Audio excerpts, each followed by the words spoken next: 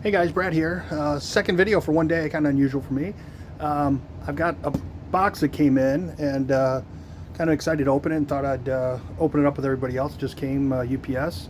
Down here on my test bench, actually I keep a splat set up when I work on Stargate, Robotron, Joust, or whatever. You can see it's running on the screen here. But the reason I do that is Splat has 4 8-way joysticks, 2 optical, 2 Wyco 8-ways, plus you have player 1 and player 2 start. And it actually uses all 18 inputs on the I/O boards. And this I/O board is used on all of those games, right? Bubbles, Joust, Robotron, Stargate. So anybody that sends me those boards, I test their I/O boards on a Splat setup. And I've actually written a program where I can use my PlayStation controller to go through and turn each one on. But in any case, back to the unboxing here. Let me see, I do have a razor knife here. So we'll get this cut through some of the packing tape here. Looks like a arcade box at some point. Probably a kit or something came in it.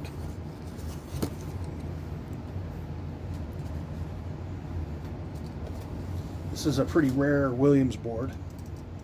I had the opportunity to buy one a long time ago, and it was pretty corroded. I didn't know if I could bring it back or not. And the guy selling it, you know, I made him a pretty respectable offer, and then he went out and shopped other people trying to get a higher price, and then he wanted to trade for a bunch of pretty rare blaster joysticks and stuff, and I just ended up passing on it at the end of the day. Which in hindsight, now that I've got this one hopefully in much better condition, and this one also, out of all of them that they made, I think this is the last one they made based on the serial number. And somebody packaged it pretty nice here. Get all this bubble wrap off.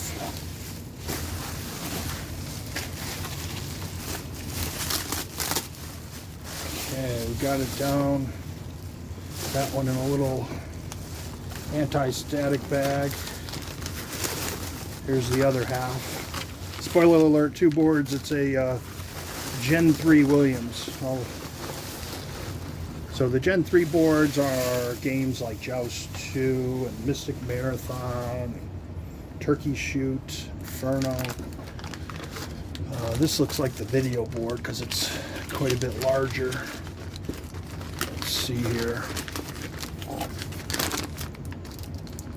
Plain, no low lack of tape. First thing, I can see that header looks pretty bent. That's not good. I can fix it, but show you the header here. It's supposed to be parallel with the board. I have new ones. I might be able to straighten that. I don't know if it got damaged in shipping or not, but a couple bodges here.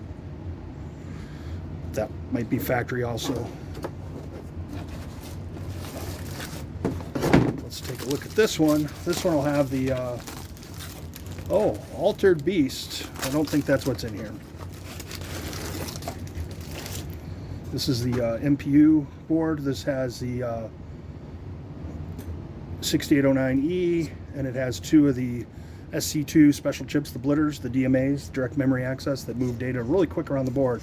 And I'll zoom in here a little bit on the name so you can see this is an original Inferno board. And if we look at the Williams, so this is the model number, which is 3020, which is Inferno.